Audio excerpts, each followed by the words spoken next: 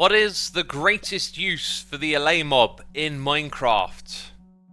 That's right, it's basketball! So my friends, welcome to the second Allay video where we are going to do a bit more of a deep dive on this mob, as I've been doing tons of research and figuring out different things you can use it for, how it behaves, etc, etc.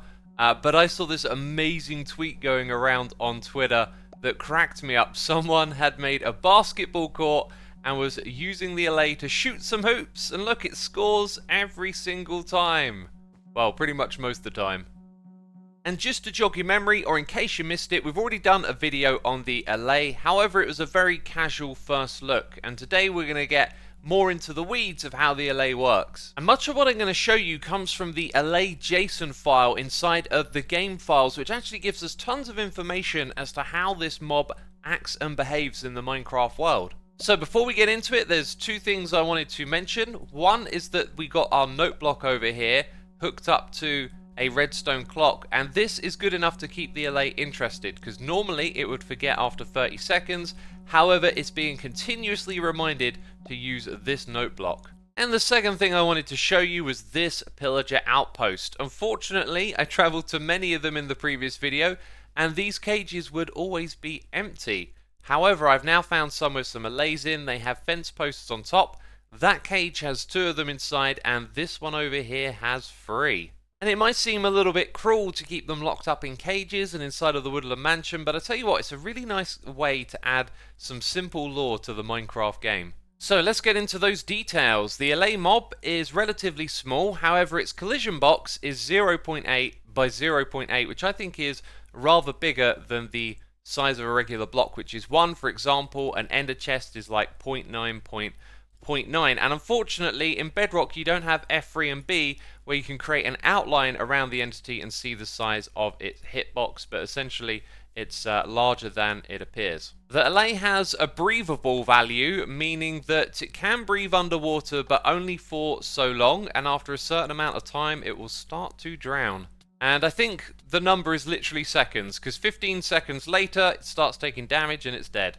And as no surprise to anyone, but specified in the JSON files, it takes damage from lava and dies.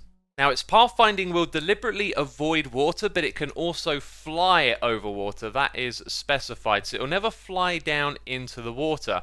If we go ahead and actually put one underwater, something interesting happens. It creates a lot of particle effects around itself, and it immediately floats upwards. Look at that. That's really cool that it creates the particle effects. When you get to the surface though, it just seems to sit on top of it sometimes. Okay, this time just one of them decided to sit for a moment. I think it's when it's in both water and air that something goes wrong with its AI, and it just kind of sits here.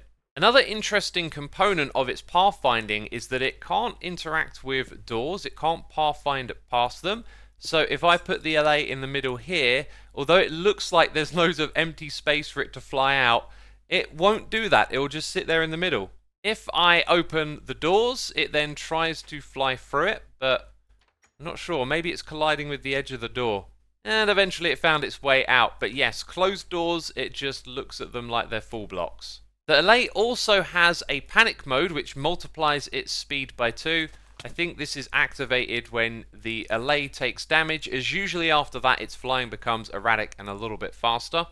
For this next part of the video, I'm in Java Edition to give you a visualization of the search distance, which is described in the JSON file as 30 by 30. So if it's a spherical radius, it would be something like this. And if this shape were a cube, this would be the size of 30 by 30 by 30.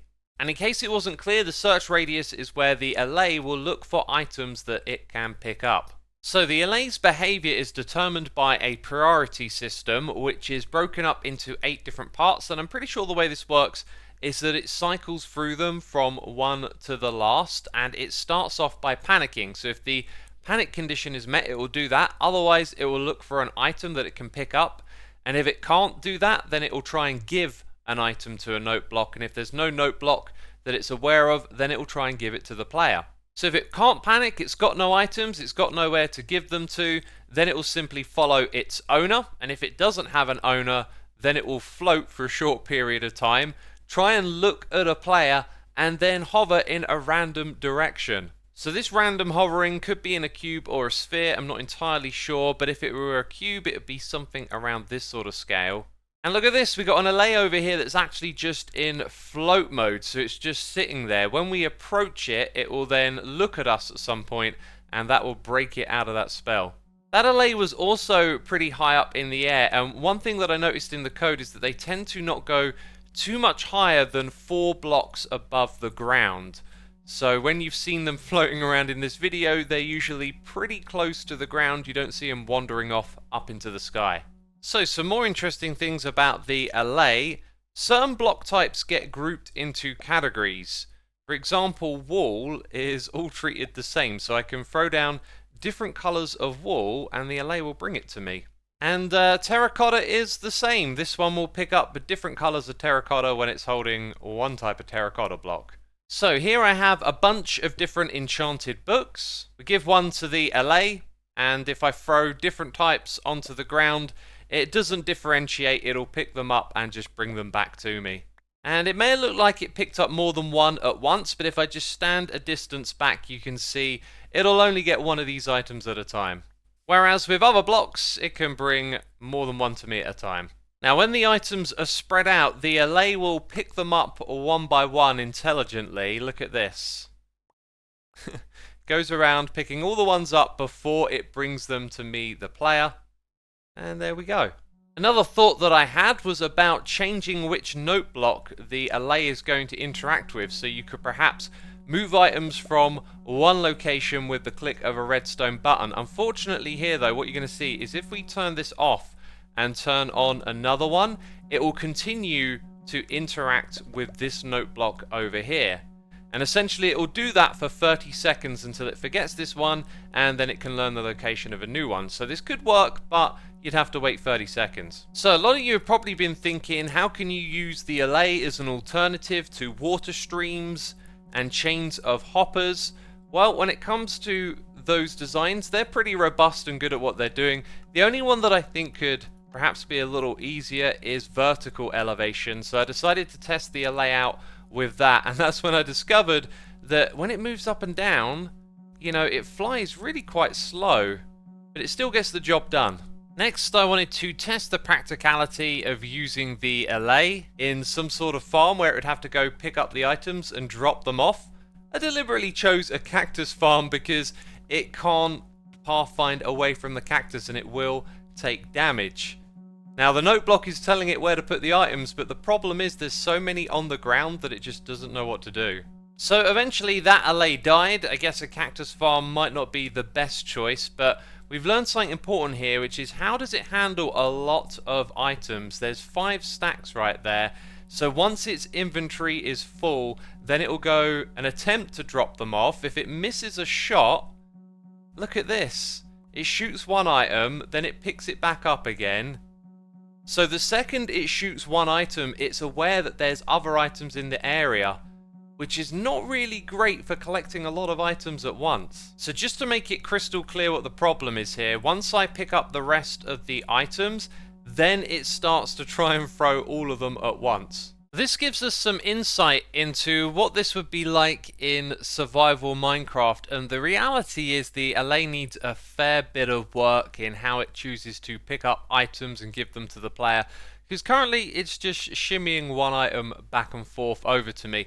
So I've been over here in this desert just mining like you might in survival mode, and really I'm picking up most of the items, and this guy is potentially just flying in front of me. If you hold down click, it won't actually attack, but if you're constantly clicking, you might accidentally attack the Allay.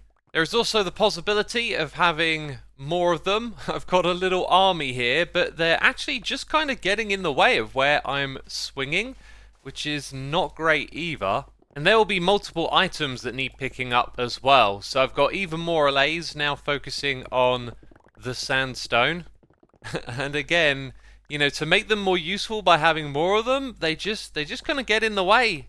And as cool as the Allay is, I do think that this is kind of flawed at first implementation, and it's going to need some tweaking and changing to get these things working right. But anyway, I hope you enjoyed the video. If you did, leave a like and make sure to subscribe if you want to keep up to date with all of the latest Minecraft additions. And I'll see you soon with another video. Bye bye.